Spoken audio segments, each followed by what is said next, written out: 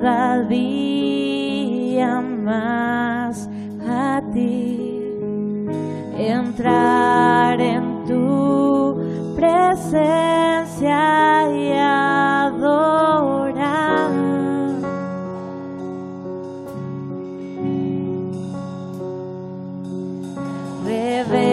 Revélanos tu gloria, deseamos ir mucho más en ti. Queremos tu presencia, Jesús.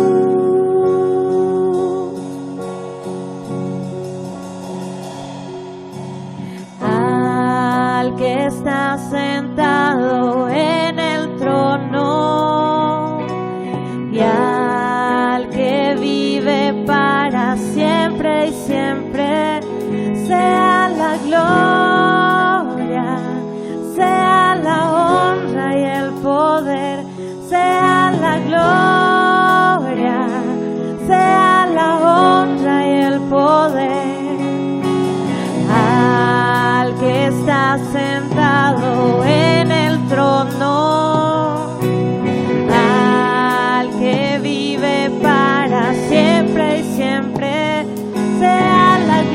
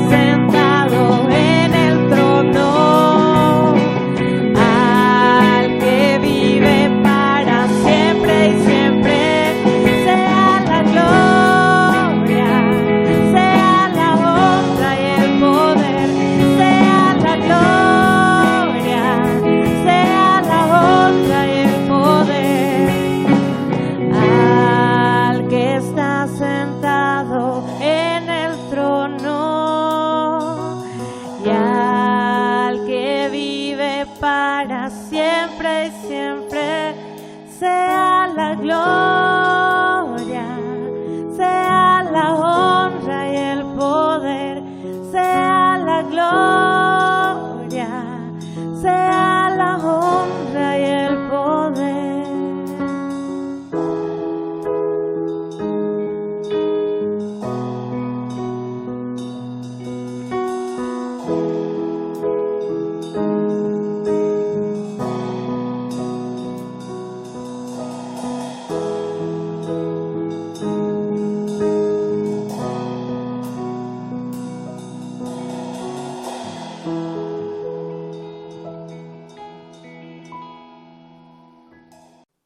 ¿Qué tal? Buenos días. Es un placer poder compartir otra vez con ustedes. Qué bueno que tenemos esta oportunidad a través de las redes para poder entrar en cada una de sus casas y poder compartir juntos. Queremos en esta mañana seguir estudiando el libro de Apocalipsis. Ahora vamos a empezar a ir a un ritmo un poquito más rápido para poder completar el material. Queremos hoy compartir el capítulo 4 de Apocalipsis. Queremos seguir estudiando acerca de las cosas que sucederán. Como dije, no vamos a entender todo Apocalipsis, pero vamos a apreciarlo, vamos a poder, aquellas partes que sí podemos comprenderlas, usarlas para fortalecer nuestra fe, nuestra esperanza en Cristo. Quiero invitarles, van a abrir sus Biblias en el capítulo 4 de Apocalipsis. Y dice de la siguiente manera: después de esto miré y vi que había una puerta abierta en el cielo. La primera voz que oí era como de una trompeta que, hablando conmigo, dijo: sube acá, yo te mostraré las cosas que sucederán después de esta. Al instante, estando yo en el Espíritu, vi un trono establecido en el cielo, y en el trono uno sentado. La apariencia estaba sentado era semejante a una piedra de jaspe y de cornalina, y alrededor del trono había un arco iris semejante en su apariencia a la esmeralda. Sigue describiendo donde Dios estaba. Alrededor del trono, dice, había 24 tronos, y en los tronos vi sentado a 24 ancianos vestidos de ropas blancas, con coronas de oro en sus cabezas. Del trono salían relámpagos, truenos y voces. Delante del trono ardían 7 lámparas de fuego, que son los 7 espíritus de Dios. También delante del trono había como un mar de vidrio semejante al cristal, y junto al trono y alrededor del trono había 4 seres vivientes llenos de ojos, por delante y por detrás. El primer ser viviente era semejante a un león, el segundo semejante a un becerro. El tercero tenía rostro como de hombre, y el cuarto era semejante a un águila volando. Los 4 seres vivientes tenían cada uno 6 alas alrededor, y por dentro estaban llenos de ojos. Día y noche, sin cesar, decían: Santo, Santo, Santo es el Señor, Dios Todopoderoso, el que era, el que es y el que ha de venir. Cada vez que aquellos seres vivientes dan gloria y honra y acción de gracias al que está sentado en el trono, al que vive por los siglos de los siglos, los 24 ancianos se postran delante del que está sentado en el trono y adoran al que vive por los siglos de los siglos, y echan sus coronas delante del trono, diciendo: Señor, digno eres de recibir la gloria, la honra y el poder, porque tú creaste todas las cosas, y por tu voluntad existen y fueron creadas. Aquí vemos ya, empezamos a ver algunos aspectos un poquito que ya a veces nos costaría tal vez un poquito entender el significado de cada una de estas cosas. Pero lo importante para poder analizar este capítulo 4 es poder dividirlo un poquitito para tratar de entender. Este capítulo 4 habla sobre la adoración a Dios en su trono. La adoración a Dios en su trono. Entonces podríamos dividir desde el versículo 1 hasta la primera parte del versículo 8. Nos habla acerca de la descripción del trono de Dios. Y desde la segunda mitad del versículo 8 hasta el versículo 11 nos describe acerca de la adoración a Dios, quien está sentado en su trono. Así que vamos a dividirlo un poquito en estas partes para tratar de entender un poquito mejor el capítulo. Dice el versículo 1, lo vuelvo a leer, dice: después de esto miré, y allí en el cielo había una puerta abierta. Y la voz que me había hablado antes con sonido de trompeta me dijo: sube acá, voy a mostrarte lo que tiene que suceder después de esto. O sea, Juan en esta visión ve una puerta abierta en el cielo y una invitación también para subir, le dice la voz: ven aquí, o de otra manera se puede decir: mira lo que está por suceder. Entonces la pregunta que podemos hacernos es decir: ¿Juan realmente subiría al cielo o realmente sería nada más que una invitación en una manera simbólica o en una manera en una forma de visión? Juan iría al cielo para ver lo que sucedería allí. Ahora, ¿de quién era la voz que Juan escuchó? Dice esta voz que le hablaba, ¿quién era? Y Juan dice: la voz que había hablado antes con sonido de trompeta. Y decir, ¿cuál voz era la que había hablado antes con sonido de trompeta? Entonces, para entender un poquito más, si volvemos a lo que hemos visto en el capítulo 1, en el versículo 10, dice allí: estando yo, decía Juan, estando yo en el Espíritu, en el día del Señor, oí detrás de mí una gran voz, como de trompeta. Dice el versículo 11, que decía: yo soy el Alfa y el Omega, el primero y el último. Entonces Juan, ahora en el capítulo 4 dice: esa voz como de trompeta que me había hablado antes, ahora me dice: sube acá. Entonces, el Alfa y el Omega, el primero y el último, es la descripción o el atributo que pertenece a Jesús. O sea, que es Jesús quien le está hablando nuevamente ahora a Juan para invitarlo a subir al cielo, a mirar algo, a ver algo que Jesús quería revelarle a Juan. Quería mostrarle algo que era desconocido para Juan. Entonces, en este sentido también podemos imaginar que el sonido de trompeta o la voz de trompeta es probablemente como una forma de decir, es algo que está sonando la trompeta antes de anunciar algo importante.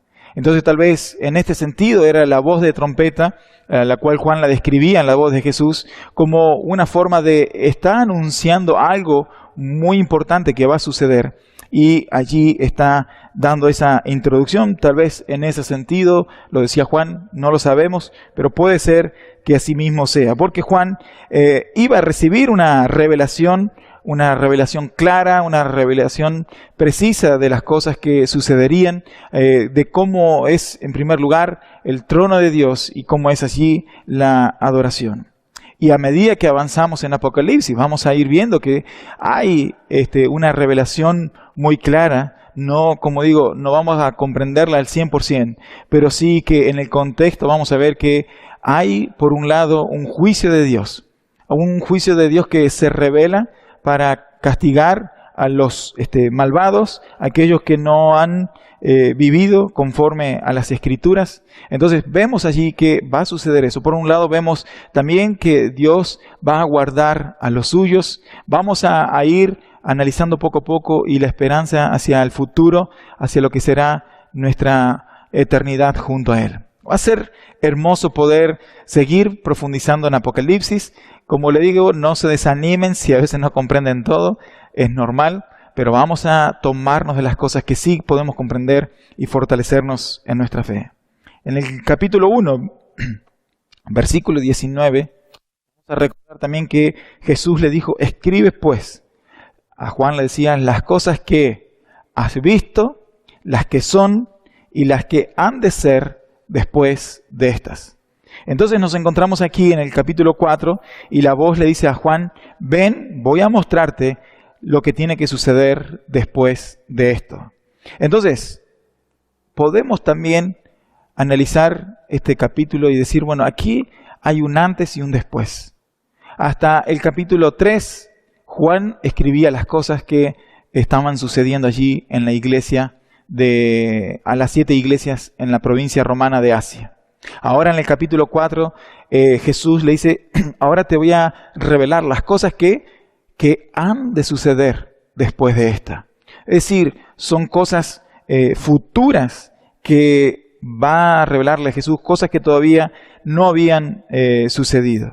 Entonces, algunos intérpretes hablan que estas cosas que se le revelan son cosas que ya habían sucedido, como por ejemplo interpretan al Imperio Romano dentro de lo que es Apocalipsis. Pero aquí las palabras de Jesús son bien claras, que es decir, las cosas que han de suceder, no las que ya habían sucedido. Entonces, en los capítulos 2 y 3, sí, vemos que Juan contó las cosas que presentes, pero ahora son apartes las cosas que vendrán. Ahora, otro detalle, el cual lo vamos a ir viendo a medida que avanzamos, pero es a partir de aquí, del capítulo 4, es que prácticamente ya no se habla o no vamos a encontrar la palabra iglesia. La palabra iglesia no la vamos a encontrar desde los capítulos 4, prácticamente hasta el 19. Vamos a notar que no se habla de o no se encuentra la palabra iglesia. Y en el 19, cuando toma o retoma hacia lo que sería la iglesia, ya no se habla como iglesia, sino que se habla acerca de la novia, o sea, la cual es la iglesia, pero no con el nombre iglesia, sino con el nombre como la novia del Cordero, la novia de Cristo, que está preparándose para las bodas del Cordero. Ya está allí a punto de suceder ese encuentro, esa boda del Cordero estará dándose allí en el versículo 19. Y esto es algo, por un lado, puede ser llamativo, y hay algunos que, como dije el domingo pasado, interpretan Apocalipsis de tres maneras. Uno, lo que creen que la iglesia, que son los de la pretribulación, es decir, que la iglesia no pasará por la tribulación. La iglesia será arrebatada antes. Otros dicen que será arrebatada a mitad de la tribulación, y otros dicen que después de la tribulación la iglesia será arrebatada. Pero para esto no voy a profundizar mucho ahora por cuestión de tiempo, pero sí lo voy a compartir entre semana en una nueva reflexión, en un estudio que vamos a estar haciendo, y lo voy a compartir entre semana como un extra para poder comprender un poquito más acerca de cómo las diferentes interpretaciones acerca de Apocalipsis. Otro detalle también importante es que hay un cambio de escenas a partir del capítulo 4, o por lo menos por varios capítulos. Todo lo que hasta aquí, hasta el capítulo 3 habíamos hablado, era todo lo que sucedía en la tierra. Ahora aquí, a partir del capítulo 4, aunque va a ir cambiando también un poquito la situación, vamos a ver que todo se da en el cielo. Aquí la invitación a Juan a subir al cielo, a venir a ver, o subir al cielo a ver las cosas que estaban sucediendo. O sea, empieza a hablar ya de lo que sucede en el cielo. Aunque después va a ir cambiando, ¿no? Va a ser un poquito del cielo bajó a la tierra para emitir un juicio, lo que sea. Entonces vamos a ir viendo que cambia un poco el plano y vamos a ver cómo va sucediendo un poquito todo esto. Así que bueno, seguimos. Esto un poquito a modo de introducción, pero dice el versículo 2, Juan dice, estando yo en el Espíritu, otras traducciones dice, estando yo bajo la influencia del Espíritu, o quedé bajo el poder del Espíritu.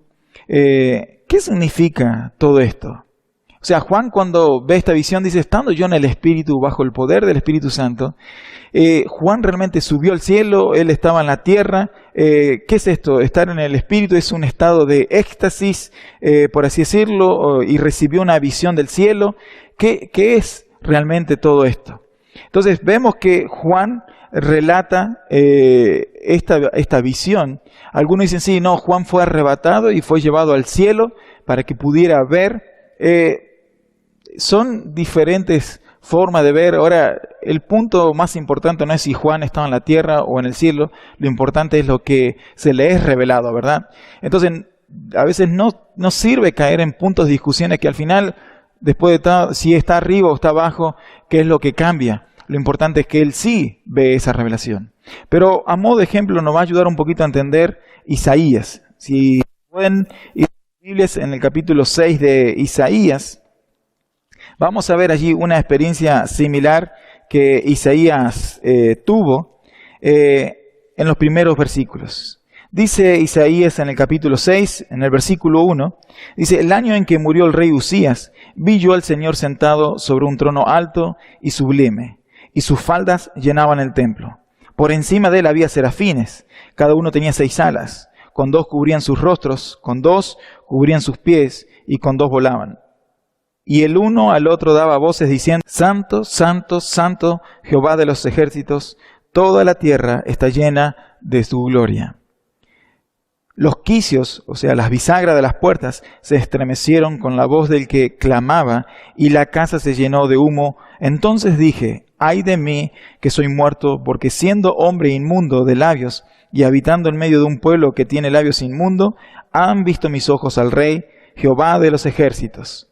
Y dice el versículo 6, y voló hacia mí uno, trayendo en su mano un carbón encendido, tomado del altar con unas tenazas. Tocando con él sobre mi boca, dijo: he aquí, esto tocó tus labios, y es quitada tu culpa, y limpio tu pecado. Entonces, vemos aquí que esta situación esta visión que tiene Isaías es similar a la de Juan. Isaías, al igual que también Ezequiel en el capítulo 1, ven allí el trono de Dios, ven a Dios sentado. Entonces, es decir, ahora, ¿dónde estaban? ¿Estaban realmente en el cielo o estaban en la tierra? Vemos que Isaías, al estar en la presencia de Dios, se siente impuro. Entonces, no puede ser que él esté en el cielo físicamente, por el hecho de que en el cielo no puede haber algo impuro, algo pecaminoso, porque Dios es 3 veces santo. Entonces, en primer lugar, Isaías no podía estar en el cielo. Lo más probable, él, estando en la tierra, tenía esta visión acerca del trono de Dios. En segundo lugar, dice que el ángel vino y con un carbón encendido, que lo tomó con tenazas, lo puso sobre su boca y tocó los labios. De haber sido algo real esto, a Isaías le habría quedado la boca que no podría seguir hablando, ¿verdad? Entonces, es decir, es una visión lo que estaba sucediendo, no era la realidad misma, sino que era un mensaje que se transmitía a Isaías y tanto a Juan en forma de visión. Entonces, para entender un poquito más, podemos darnos cuenta de esto, que Juan, estando en el Espíritu, vio esta visión. No salió de la tierra, pero sí que en su visión, en lo que él veía, podía ver cómo era el trono de Dios. Y fíjense algo interesante también, que el trono de Dios figura en el Nuevo Testamento, habla más de 62 veces aproximadamente, y de estas 62, 47 aproximadamente se mencionan en Apocalipsis. O sea, 47 veces la palabra trono aproximadamente se dice en Apocalipsis. O sea, esto nos habla y nos resalta que en cuanto al trono de Dios es algo muy importante en el libro de Apocalipsis. Y de estas 42, unas aproximadamente 17 veces también se da en los capítulos 4 y 5 que vamos a estar estudiando. Entonces vemos que es un tema importante el trono de Dios, y esto es lo que significa también en cuanto al trono de Dios: es su autoridad, su poder, su majestad, su soberanía, es lo que está resaltando en el libro de Apocalipsis.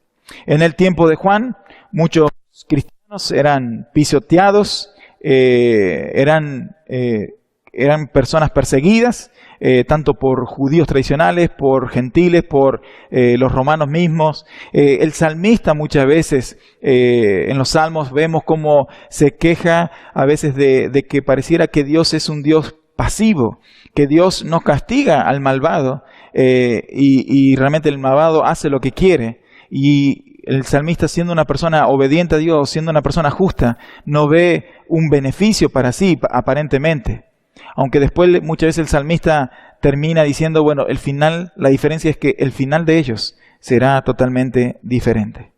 Y este Dios, que como describe la Biblia, es lento para la ira, pero grande en misericordia, vamos a empezar a ver que empieza a emitir este juicio. La ira de Dios empieza a derramarse para castigar a aquellos que han pecado.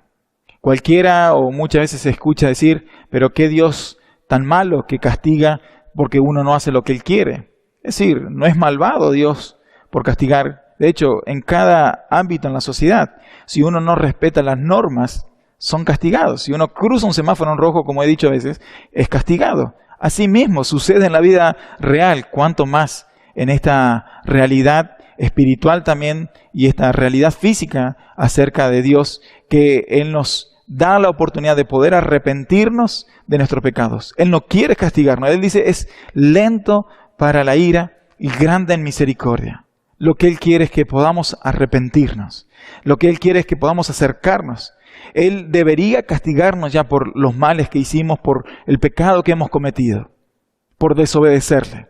Pero a pesar de eso, como dice su palabra, es lento para la ira, pero es grande en misericordia. Pero claro que todo eso tiene un fin. Y Apocalipsis nos describe acerca de esa ira que vendrá para castigar el pecado de la humanidad. En el versículo 4, Juan sigue describiendo el trono de Dios y dice, alrededor del trono había 24 tronos. Y en los tronos vi sentado a 24 ancianos, vestidos con ropas blancas, con corona de oro en sus manos. Con corona de oro en sus cabezas. Habla de 24 ancianos. Y la palabra anciano se mencionan 12 veces en Apocalipsis. O sea, son también palabras que se repiten. Y este trono allí, que estaba alrededor del trono de Dios, había otros 24 tronos. Y allí sentados 24 ancianos, vestidos de ropas blancas. O sea, hay una pureza en su ser. Y coronas. Coronas sabemos que son el premio que Dios dará a aquellos que perseveran hasta el fin, que son fieles. Dice, recibirán la corona. Ahora aquí, ¿quiénes son estos 24 ancianos? Como dije, no lo sabemos exactamente quiénes son a ciencia bien concreta. Algunos dicen que son una representación del pueblo de Israel y el pueblo gentil, al estar 12 eran las tribus de Israel y 12 fueron los apóstoles que estuvieron con Jesús. Entonces dicen probablemente pueda ser una representación del pueblo judío, también como de aquellos que no eran judíos pero que creían en Dios. Y puede ser.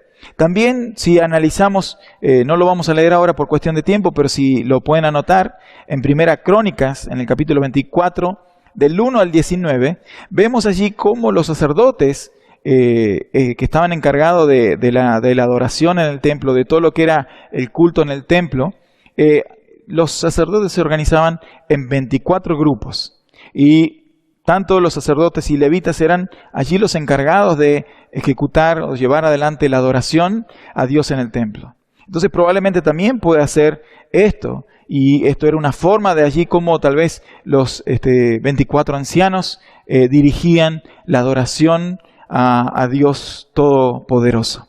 Y así como ellos se postraron, así también nosotros un día nos postraremos delante de Él para estar adorándole todos juntos allí en el cielo. Algo que será realmente hermoso, que nosotros no lo podemos describir ahora con palabras.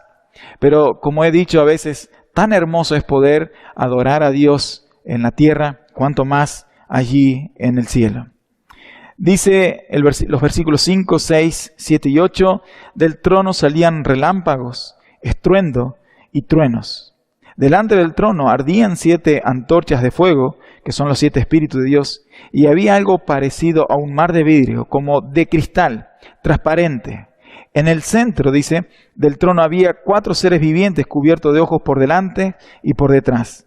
El primero de los seres vivientes era semejante al león, el segundo a un toro, el tercero tenía rostro como de hombre y el cuarto era semejante a un águila en vuelo. Cada uno de ellos tenía 6 alas y estaba cubierto de ojos por encima y por debajo de las alas. Algo tan importante, tan interesante que Juan no se anima a mencionar el nombre de Dios. Él describe o menciona al que está sentado o en el trono. O dice alguien sentado en el trono. Los judíos, basados también en los 10 mandamientos, de no tomar el nombre de Dios en vano, muchos de ellos ni siquiera hasta el día de hoy se atreven a mencionar el nombre de Dios. Y debemos hacerlo también nosotros, o sea, en el sentido de honrar el nombre de Dios, de no tomar en vano el nombre de Dios, de no usar el nombre de Dios para macanadas nada más, sino que realmente que sea para adorarle a Él. Pero fíjense cómo es Juan, que ni siquiera se anima al estar en la presencia de Dios. Él ni siquiera se anima a mencionar. Claro que también Juan era judío, y puede ser también que por eso, pero también por la reverencia y el respeto a Dios, Juan ni siquiera mencionaba, sino que decía el que está sentado en el trono. Juan da detalles de lo que ve, pero él no da detalles de cómo se siente realmente. Esto es algo también particular. Juan describe lo que ve, pero él no dice cómo él se siente en este capítulo. A diferencia de Isaías, que Isaías cuando él vio todo eso, esa visión, como hemos leído, él dijo, ¡ay de mí! O sea, este ay es decir, estoy complicado, realmente esto es terrible, o sea, no tengo esperanza de decir que dice, ¡ay de mí, que estoy perdido! Soy un hombre de labios impuros y vivo en medio de un pueblo de labios blasfemos, pero no obstante, mis ojos han visto al Rey, al Señor Todopoderoso. Es decir, ahora, ¿qué es lo que me sucederá? Porque mis ojos vieron a Dios. Entonces, es decir, él se sentía tan impuro en ese momento que él se veía como que iba a ser muerto, o sea, él iba a morir por el hecho de haber visto con sus ojos. Pero allí este Dios misericordioso, un ángel, toca sus labios y lo purifica de su maldad. Ahora, probablemente Juan estaba sintiendo también esto, ¿verdad? O sea, Juan no lo expresa, pero probablemente por eso mismo es que no se atreve a mencionar el nombre de Dios. Ver a Dios en toda su gloria, en toda su majestad, realmente debe ser algo que no se puede explicar con palabras, pero sí que debemos estar preparados para ese momento.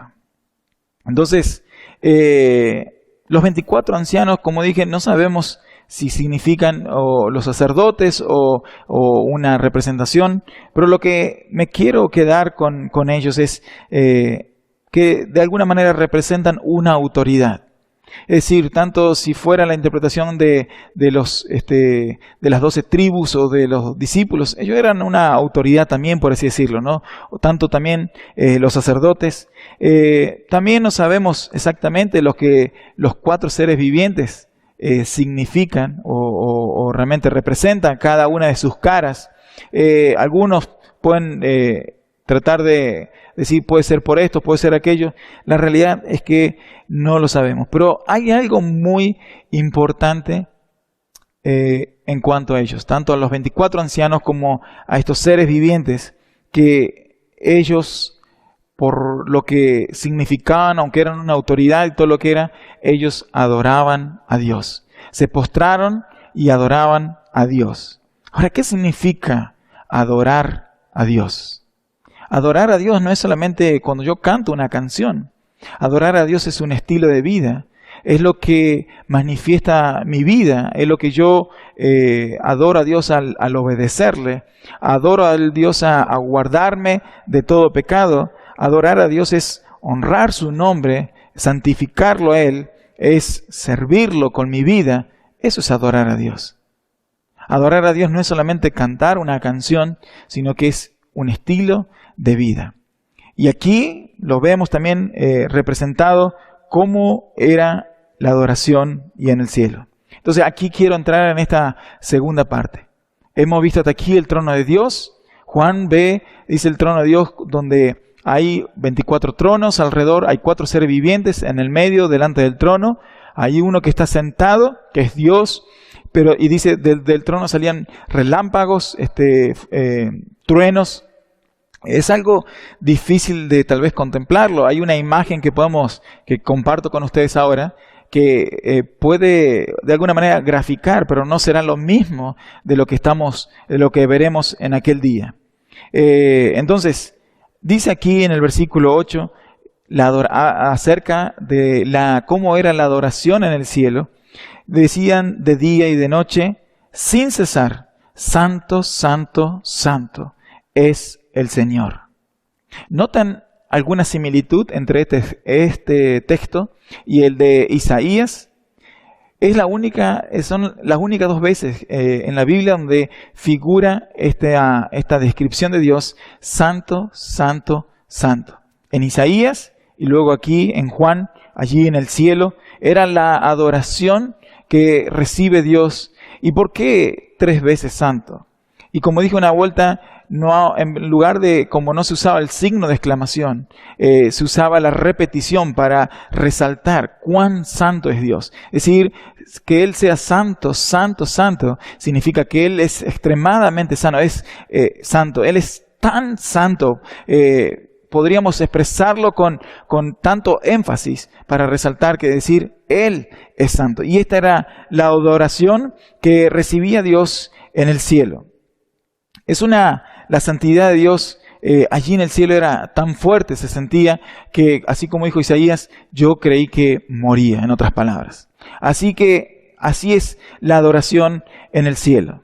Día y noche adoraban a Dios, santo, santo, santo. Entonces podemos ver esta adoración a Dios y dice después, Dios Todopoderoso, el que era, el que es y el que ha de venir. Ante un imperio tan poderoso como el romano, Juan dice, Él, Dios, es el único todopoderoso. No hay otro que sea como Él. Él es el que era, el que es y el que ha de venir. Él es el eterno. Él es el que gobierna constantemente. Él es el que está allí por siempre. Y esto es lo que Juan estaba escuchando. Esto me imagino que fortalecía también el espíritu de Juan. Aunque claro que él lo sabía, pero escucharlo de una manera en vivo allí en una adoración en el cielo habrá sido algo también magnífico. Sigue diciendo el versículo 9, cada vez que aquellos seres vivientes dan gloria y honra y acción de gracias al que está sentado en el trono, al que vive por los siglos de los siglos, los 24 ancianos se postran delante del que está sentado en el trono y adoran al que vive por los siglos de los siglos y echan sus coronas delante del trono diciendo, Señor, digno eres de recibir la gloria, la honra y el poder, porque tú creaste todas las cosas y por tu voluntad existen y fueron creadas. Dan gloria, honra y acción de gracias. ¿Qué tendrían, tal vez uno se puede preguntar, para agradecer? Estaban allí en el cielo, ¿qué es lo que habría que ellos tendrían para agradecer? No lo sabemos, pero lo que podemos notar es que si la gratitud es una forma de adoración en el cielo, ¿cuánto más debe ser una actitud en nosotros como forma de adoración aquí en la tierra? Donde Dios nos bendice cada día, donde Dios hace milagros en nuestras vidas cada día, donde realmente Dios nos conforta, nos llena. La gratitud debe ser un estilo de vida para adorarle a Dios. Si en el cielo daban gracias a Dios, ¿cuánto más aquí? Debemos darle gloria, debemos darle honra. ¿Qué es darle honra a Dios? Es respetarle a Dios, es dejar bien visto a Dios. ¿Cómo es tu vida? ¿Honra a Dios? Y cuando te pregunto si tu vida honra a Dios, no te estoy preguntando si vos con tus palabras, con tu boca decís, Señor, yo te honro, sino que ¿qué es lo que ven aquellos que están a tu alrededor? ¿Ven en vos una reverencia a Dios? ¿Ven en vos un respeto hacia Dios? Marca tu estilo de vida, que vivís una vida temerosa de Dios. ¿Reflejás lo que es Dios? ¿O todo lo contrario? Honrar a Dios es esto. Es respetarle, es dejarle bien visto. No como si alguien fuera a hablar mal de su esposa o de su esposo, no le está honrando porque lo avergüenza delante de los demás. Pero honrar es respetar, es dejarlo bien visto, dejarlo bien parado, como diríamos. Entonces es tan importante que honremos a Dios con nuestras vidas, que le rindamos a Él gratitud, porque la merece totalmente. Y el versículo 10 es uno, creo, de mis versículos favoritos a veces que la Biblia tiene, aunque hay muchos, digamos, ¿no? Pero me encanta esta parte. Ante tanta majestad allí en el cielo, y estos ancianos con toda su autoridad, con toda su esplendor también, porque esta corona de oro también era un esplendor que ellos tenían, era su gloria personal, sus logros, me imagino, por haber alcanzado allí. Pero fíjense lo que hacen ellos. Dice, no solamente se postran, sino dice que adoran a Dios echando sus coronas delante del trono. Arrojan sus coronas delante del trono. ¿Qué significa que ellos en esta adoración arrojan sus coronas delante del trono? Es decir, que cuando uno adora a Dios, realmente se despoja de todo lo que uno es, de todo lo que uno puede ser. Es decir, delante de Dios no es nada. Puede ser esto o aquello, lo otro, pero delante de Dios, todo eso no sirve para nada. Así como Pablo dice, yo puedo jactarme de lo que soy, porque no soy cualquiera. Soy judío, soy de tal tribu, tengo tantos honores y títulos, podría decir. No es cualquiera. Él era fariseo, en cuanto a la ley, fariseo. Y encima, no solamente fariseo, sino celoso. Es decir, él podía describir todo lo que él era como una gloria personal. Pero él decía, todo esto lo tengo por basura con tal de ganar a Cristo. Y estos 24 ancianos se despojaban de toda su gloria, de toda su esencia. Es decir, no eran nada delante de Dios. Decían, Señor, delante de ti no somos nada. Te adoramos. Y arrojaban sus coronas como una forma de decir, aquí estamos. No somos nada. Aquí el único que es algo eres tú, Dios. Realmente adoraban rindiéndole un honor a Dios. A veces nosotros en nuestra adoración nos concentramos en lo que queremos. Nos estamos concentrando en que si recibimos o no recibimos, si sentimos o no sentimos. Pero la adoración a Dios debe ser darle a Dios, no pretender constantemente recibir. A veces es una adoración egoísta, porque es como diciendo, a veces salimos de la reunión y decimos, no sé, hoy no me gustó, no estuvo lindo porque hoy no sentí. Es decir, acá no se trata si vos sentís o no. Se trata de darle a Dios la adoración.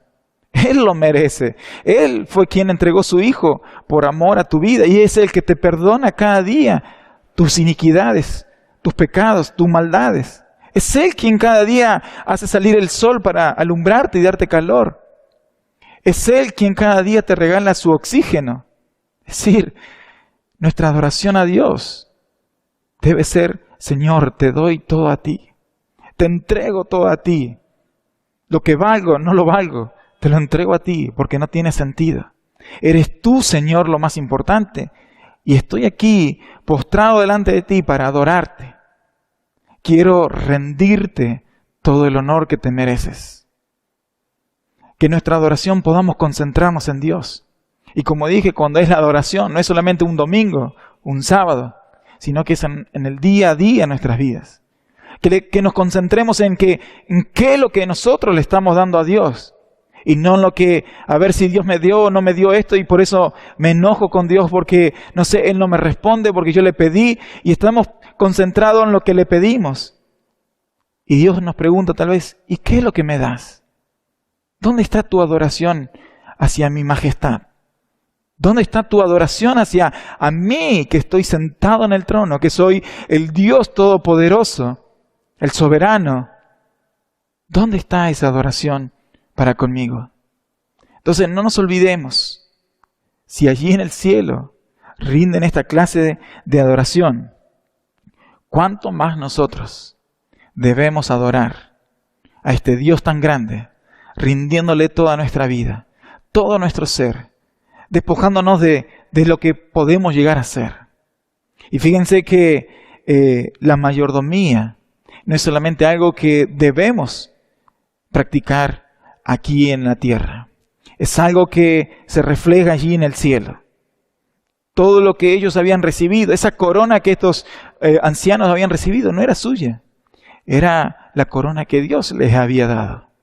Y aún allí, ellos como vencedores, pero ponen en lo profundo de su ser, rindiendo a Dios el atributo, echan sus coronas de oro al piso, las arrojan delante del trono, reconociendo que no son nada y que Dios lo es todo.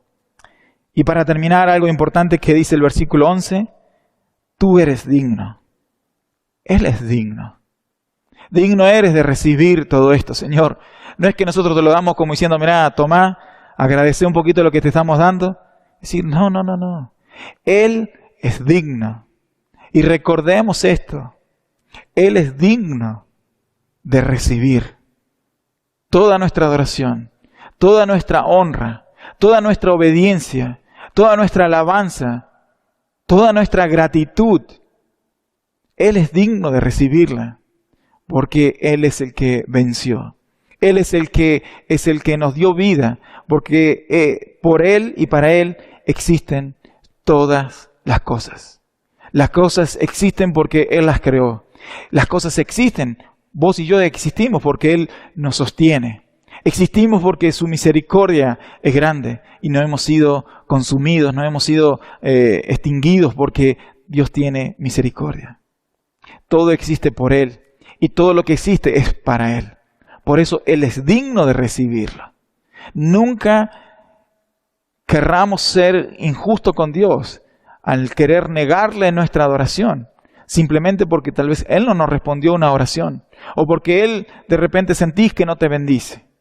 Date cuenta de cuánto Dios te bendijo y Él es digno de recibirla. Así que lo peor que podemos hacer es negarle nuestra adoración a Dios. Adorémosle. Y así como a veces hemos cantado que queremos unir nuestras voces a ese coro angelical, yo digo, a veces ni nos damos cuenta de lo que cantamos, de la hermosura y la belleza que será poder adorarles todos juntos a Dios allí en su presencia. Llegará ese momento si perseveramos y si somos fieles.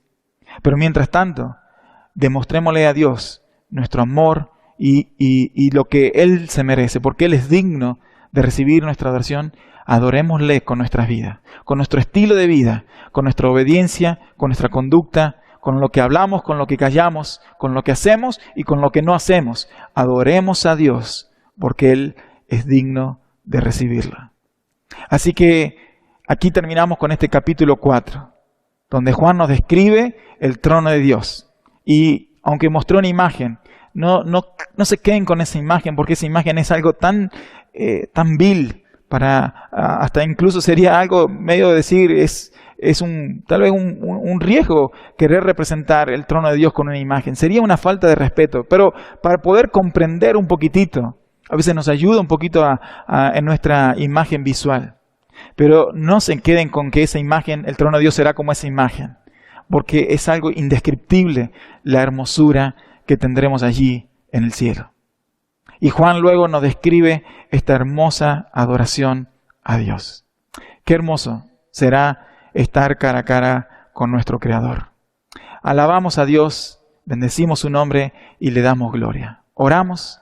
Gracias, Señor, por tu palabra, Dios, que nos muestra, Señor, lo hermoso que será estar allí. Tan poderoso es, Señor, que Isaías se sintió que era digno de ser muerto, Señor. Pero Padre, tú has sido misericordioso, Dios. Amado Dios, queremos y anhelamos estar en tu presencia un día y adorarte cara a cara, junto con todos los ángeles allí en el cielo, Señor, poder rendirte el tributo que tú te mereces. Pero lo queremos hacer desde ahora, Señor, con nuestra conducta, con nuestro estilo de vida, con lo que somos, con lo que tenemos, Señor. Queremos adorarte, Señor. Como buenos mayordomos, como buenos administradores de todo lo que tú nos has dado, Señor, queremos también adorarte con lo que tú nos has dado, Padre. Mi Dios, dice tu palabra que tú eres digno, Señor. Y así es, Señor, porque tú nos creaste. Por ti, para ti, todo existe, Señor. Y queremos como creación tuya, Señor, honrarte a través de nuestras vidas. Adorar tu nombre, Señor, que es nombre sobre todo nombre. Y darte a ti toda la gratitud, Señor, por lo que tú eres y por lo que tú haces en nuestras vidas, Señor. Te alabamos, te adoramos, Señor. Te pedimos perdón cuando no lo hemos hecho de la manera que tú te mereces.